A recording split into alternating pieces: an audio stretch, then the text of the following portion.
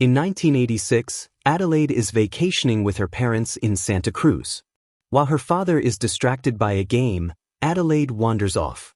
After avoiding a man holding a sign with a Bible quote, Adelaide goes down some dark stairs and ends up on the beach, where she sees a storm coming. Then she notices an abandoned funhouse of mirrors and goes inside. She wanders around and is startled by the game's fake owl. Suddenly the power goes out and Adelaide accidentally bumps into a mirror. She starts whistling as she looks for the exit, and to her shock someone whistles back. At that moment Adelaide bumps into another mirror, but when she turns around her reflection doesn't. When the other girl finally turns, Adelaide can only stare in horrified shock. In 2019, a now adult Adelaide and her family arrive at their summer home to spend their vacation. During lunch, her husband Gabe tells their daughter Zora that she shouldn't give up running because she could make it to the Olympics one day. Their son Jason has been practicing a magic trick, but he's too shy to do it in front of everyone. Gabe announces they'll be going to the beach in Santa Cruz, and Adelaide doesn't look too happy about the idea. She remembers how her parents talked about her after the funhouse incident, saying she was only missing for 15 minutes but she still seemed to have PTSD.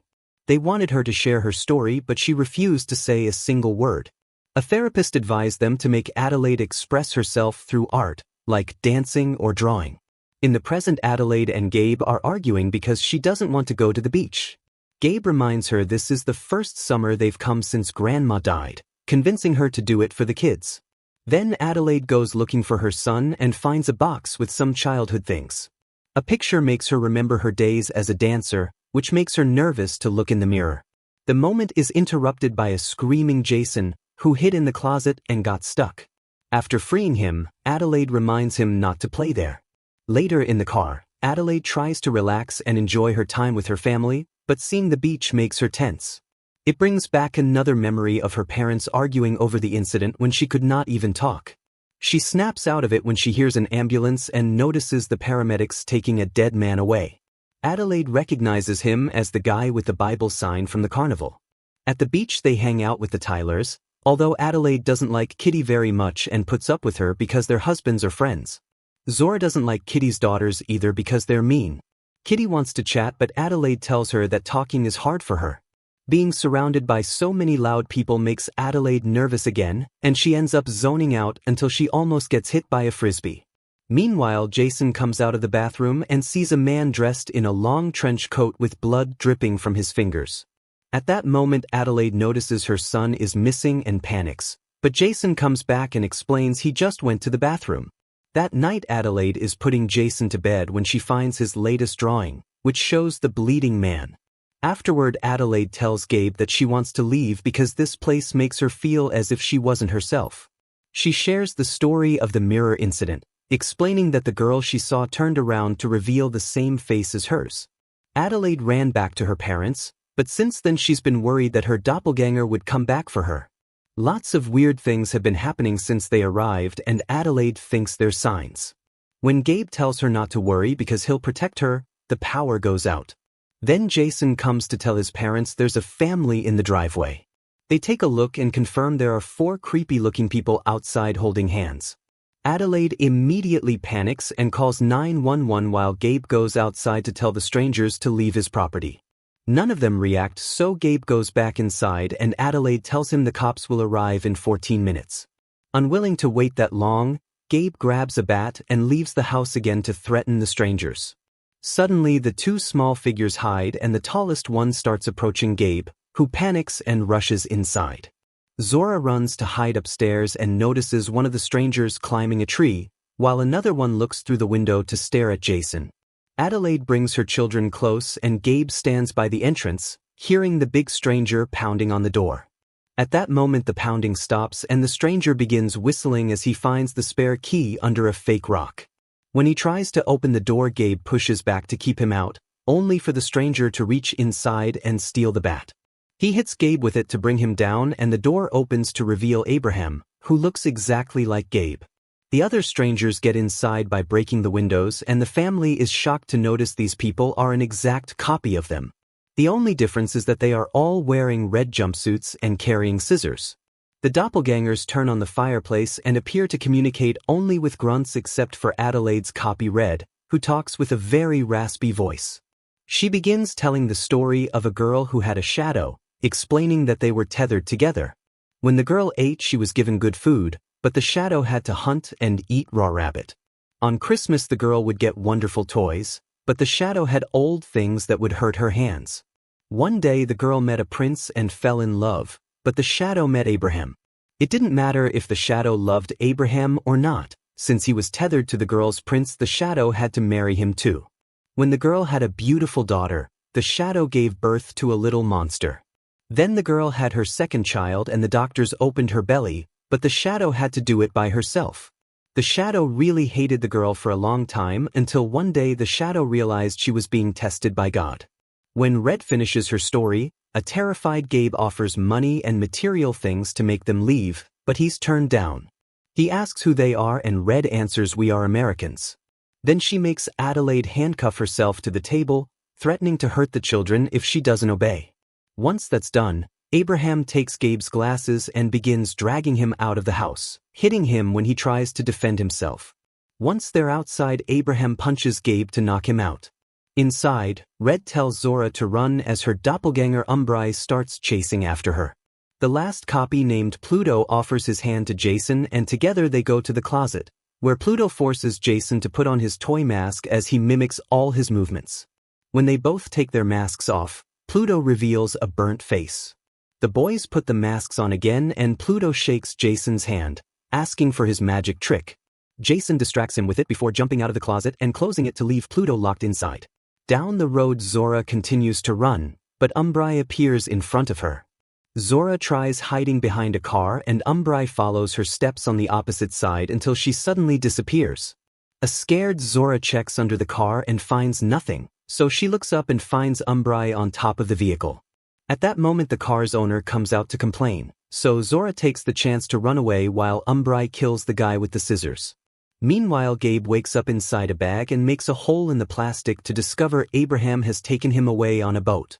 The engine suddenly stops and Abraham starts hitting while yelling grunts at the people in the house. While he's distracted, Gabe breaks out of the bag and hits him with the bat, causing him to fall into the water. At that moment the engine starts again and the boat moves, dropping Gabe in the water too. After going around for a few minutes, the engine stops once more and Gabe uses the chance to return to the boat.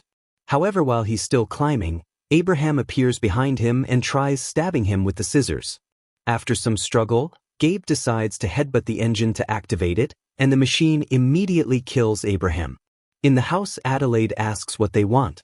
Red says they want to take their time because they've been waiting for this day for very long. They call this event the untethering. Red pushes Adelaide's head against the table, cracking the glass, but she lets go when she hears Pluto crying out. Red goes to free her son and starts making her way back, only to stop when she finds the box with Adelaide's childhood things. She stares at the bunny before cutting off its head. In the living room, Adelaide tries to remove the handcuffs to no avail. Then she stretches her legs to grab a fire poker and uses it to break the table, finally freeing herself. Keeping the poker as a weapon, Adelaide searches the house and finds Jason. Pluto is coming after them, so Adelaide begins pushing furniture to block his way. Then she and Jason rush outside where they reunite with Zora. Together they run to the pier and get on the boat with Gabe, who drives his family away while the doppelgangers watch from afar. Meanwhile, Kitty thinks she heard something outside her house and sends her husband Josh to investigate. Josh says he sees someone only to reveal he's just kidding. When their twin daughters come out to ask what's happening, another set of doppelgangers appears. Their faces match Kitty's family, they wear red jumpsuits and can't talk. They also have scissors which they use to kill the whole family. At that moment Adelaide's family knocks on the door. When fake Josh opens, Adelaide notices the jumpsuit and the blood, so she hits him on the head with the poker. Josh is unbothered and grabs her arms so the other doppelgangers can drag Adelaide inside. Then Josh comes after Gabe, who starts running while his kids go into the house. After Zora grabs a golf club, the siblings find the bodies on the floor. They can hear screaming coming from above, so Jason grabs a heavy decoration and the duo starts making their way upstairs where they find the dead twins. One of the fake sisters is doing a bunch of handsprings and blocks the siblings' way, but Zora hits her with the golf club and makes her fall to the ground floor, killing her. The other sister appears behind her and Zora begins fighting her, hitting her with the club a few times until she goes down. Now Zora can continuously beat her up until this sister dies too. In the bedroom, Adelaide is handcuffed to the bed while fake Kitty is putting on makeup. Kitty threatens Adelaide with the scissors but pulls away at the last second. Then she looks in the mirror to do it on herself. On the pier, Gabe hides inside a boat. When fake Josh comes looking for him, Gabe shoots a flare at his face to kill him. Kitty looks through the window when he hears the shot and moves her mouth as if screaming and then laughing, but no noise comes out. Zora arrives and tries to attack her by surprise. However, Kitty turns around and pushes her onto the bed. When Kitty is about to stab her with the scissors, Jason hits her from behind to bring her down. Afterward, the whole family reunites in the living room and Adelaide tries calling the police, but nobody picks up the call. They turn on the news and learn that doppelgangers wearing red jumpsuits have been appearing all over the country to kill the person with their matching face using scissors. Some people claim they came out of the sewers. Now the doppelgangers are holding hands on the street, forming a human chain. Gabe thinks they're safe here in Kitty's house, but Adelaide argues with him until she convinces him it's better to leave the country. The kids and Gabe go outside while Adelaide searches for the car keys, noticing something weird in the room. She rushes to grab a pan and turns around just in time to hit Kitty with it. Then the women start fighting and Adelaide finds some scissors on the floor, so she uses them to stab Kitty and kill her for good. At the same time, Jason comes inside looking for his mother and watches her kill Kitty. Afterward, they rush outside and the whole family gets in the car only to find Umbri in the middle of the road. Zora starts the car to run over her, but Umbri jumps and lands on top of it. She starts hitting the windows with the scissors, so Zora speeds up for a while then suddenly stops the car, sending Umbri flying into the woods. Adelaide goes to check if she's truly dead and finds Umbri stuck on some branches but still alive. The face reminds her too much of Zora, so Adelaide goes back to her family and leaves Umbri to die slowly alone. In the morning, the family makes it to town and finds their original car in flames with Pluto standing nearby. Adelaide approaches him with gentleness, but Jason realizes it's a trap and the family immediately leaves the car. There's a line of fuel going to the vehicle and Pluto gets ready to set it on fire. However, Jason remembers the mimicking movements and starts walking backward to force Pluto to do the same. While Pluto falls into the flames of the burning car, Red uses the chance to kidnap Jason. Adelaide desperately goes looking for them and reaches the beach, where more doppelgangers are holding hands. She enters the mirror funhouse and destroys the owl that scared her as a child. Then she finds a door at the back and opens it, which allows a rabbit to escape. Adelaide makes her way through a machinery room and downstairs. After going through a few doors, she gets on an escalator that takes her to an underground tunnel full of rabbits. There are dozens of doors down here and Adelaide checks one by one until she finds Red drawing people holding hands on a board in a classroom full of cages. Red explains it was humans who built this place and they were able to create copies of bodies, but not of their souls. There's only one soul shared by two. These copies are the tethered and were used to control the ones above like puppets. Eventually the tethered were abandoned and they went mad down here trying to survive while only eating rabbits. However, Red was different, so when Adelaide came to the carnival, Red left the tunnel to comfort her. During the following years when Adelaide started practicing ballet, Red took inspiration from the dancing to find faith in her life. She started to make a plan so all the tethered people could finally have time on the surface too.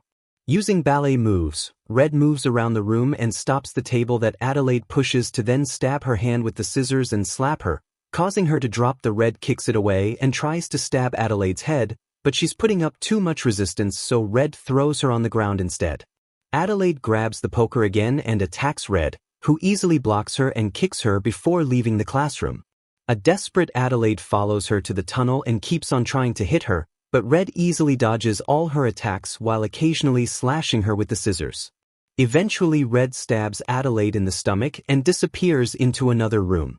Adelaide enters the room as well and Red tries to surprise her from behind, but Adelaide turns around just in time and stabs her with the poker. She pushes really deep, but Red is still alive and even whistling, so Adelaide puts her handcuffs around Red's back to break it and finally kill her. Afterward, Adelaide takes Red's keys and finds Jason in a locker. They leave the tunnel and reunite with their family to escape inside an ambulance. As Adelaide drives away, she starts remembering the incident in detail. It turns out that the fake Adelaide kid choked the real one to death, then took her into the tunnel to handcuff her to bed. After taking the real girl's clothes, the doppelganger went outside and took over Adelaide's life. This is why she couldn't speak after the incident and had to learn again, and why Red was the only doppelganger who did talk. A wary Jason looks at his mother with doubt, but Adelaide just smiles. Meanwhile, all the doppelgangers around the country are holding hands in a huge line. Make sure to subscribe and turn on notifications so you can watch more videos like this. Thanks for watching.